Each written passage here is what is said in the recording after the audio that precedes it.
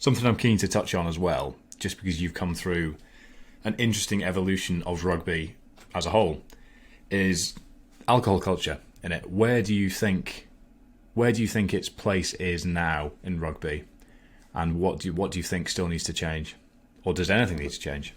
No, I think I read a study the other day that's saying that I don't know what, are we millennials? You're a millennial. You Gen Z? What are you? I'm millennial. Yeah, I think we're both millennials. I think I just fall in by a year or two, but I think the next is that the Gen Zs just aren't drinking as much. I think Yeah. If you just look at the information generation, it's all just a bit different now. There's more education around health and well-being and like mental health and things like that. So I think there's decision making or choices to be made now, whereas I think, I don't know, just when I came through, it was just what you did. It was just what we knew. It was what my parents knew. But in terms of rugby, like I certainly feel from grassroots to club, professional club rugby to international rugby is all different. It's changed in my career. When I came through my first years playing with Northampton, it was 2 nights a week, midweek, at the weekend as well. And for some reason, when you're young, like my body could do it. Like I had 2 pints yesterday, and I woke up hungover today. It's my first 2 pints since Christmas. I was really, really proud of myself. They tasted good as well. But I just think, yeah, and then playing for England at an early age, I didn't have. I think I was young, free and single at the time, but like playing with all your cronies at the same age, you're 21, 22, 23. It was a good time. We're on a good sort of rise. Performance wasn't front of house. High performance and winning rugby games was, but it's more about touring and travelling and experiencing, getting out of the hotel. And I mean, I went to Rugby World Cup and I brought a car. So in our downtime, we could go have fun. Like, if you'd asked 30-year-old, 33-year-old me that if I'd gone to Japan, go buy a car, I wouldn't have left the hotel. I would have been that bloody busy thinking about the team. But I think alcohol went with that. Every bit of downtime, everywhere we went, we wanted a night out or after every game. And club rugby is very, very comfortable in that sense. You've got guys that play every week. You've got guys that don't play every week. So, to keep them sane, they're not building towards Saturday like someone is. So guys do midweek is there. But then you go to international rugby now, like there's just no opportunity. The game is that hard and recovery is that important because it comes around, Monday comes around, Sunday, if you've got a short turnaround, you've got Friday game the following week, Sunday's a training day. So what tends to happen with the alcohol culture is it's almost like bottled up.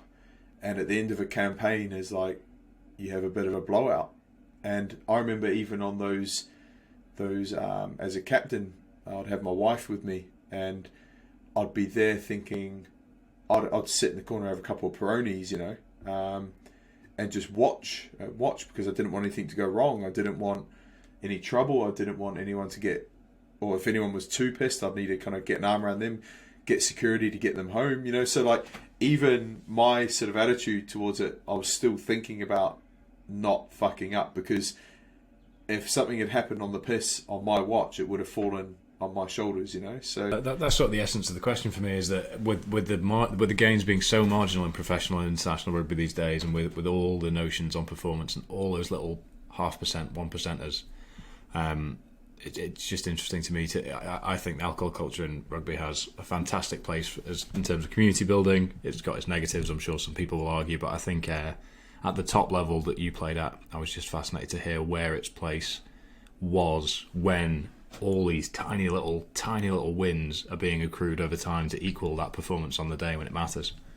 But I'll tell you what's important is the significance of a beer, or sharing a drink with someone over, and it doesn't have to be alcohol, but it's almost like sitting down and eating together.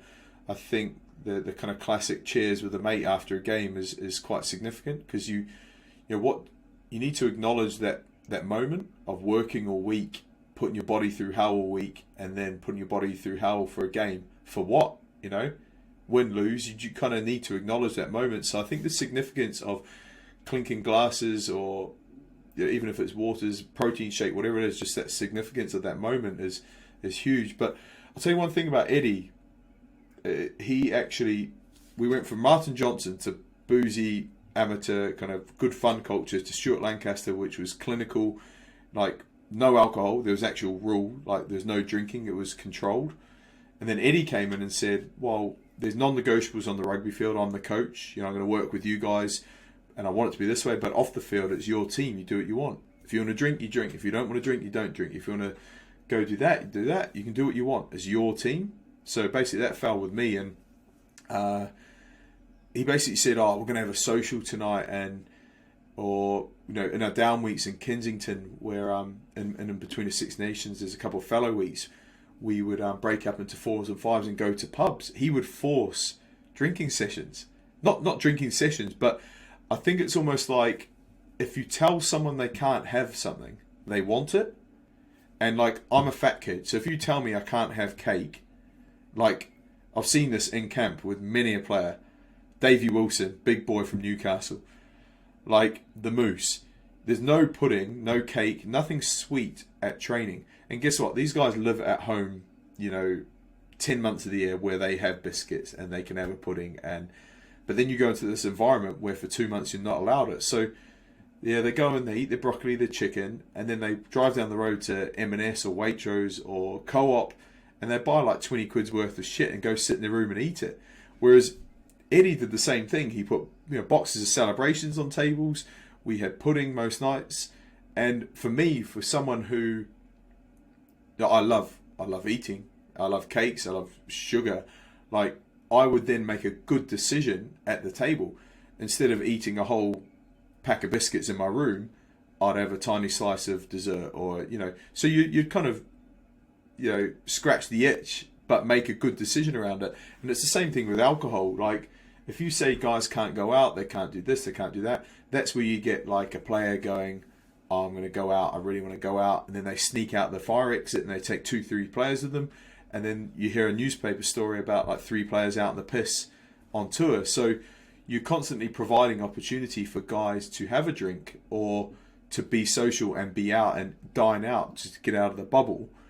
And the thing that turned out is that we'd turn up to any sort of social event and everyone would just have a Coke or lemonade, and all the beers would be left on ice. Like, no one would have one. James Askell would have one. And sometimes I'd say to the boys, like, we actually want the guys to have a few beers tonight. And Eddie's told me we've got the morning off tomorrow. Like, there's a day off tomorrow. There's no training. Let's actually have a team bonding session. So I would say to, again, my kind of key influences in the team, boys, make sure you just hoe in tonight. Like, have a good time. Like, have 2 or 3, 4, 5. Let everyone else know that it's okay, But when you give people the option, they make the right choice, And guys often just didn't choose it because they're so worried about, body fat and training. And, guys are professional in terms of understanding injuries and whatnot. It's a inflammatory sort of poison, isn't it? So, yeah, it's changed completely, mate. I remember in the early days, just it's all a blur, really.